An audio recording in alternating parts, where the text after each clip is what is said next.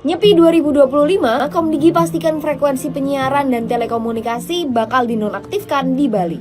Pemerintah memastikan frekuensi penyiaran dan layanan telekomunikasi bakal dihentikan sementara di Bali selama perayaan Hari Raya Nyepi pada 29 Maret 2025. Kebijakan ini diambil sebagai bentuk penghormatan terhadap umat Hindu yang menjalankan ibadah catur berata penyepian.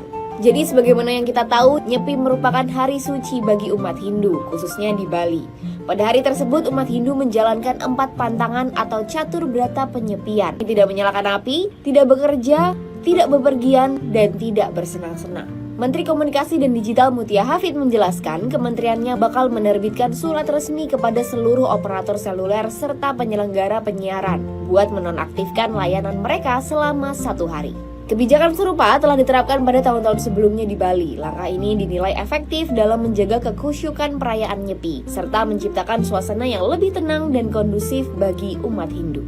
Pemerintah berharap seluruh masyarakat termasuk wisatawan yang berada di Bali dapat menghormati kebijakan ini.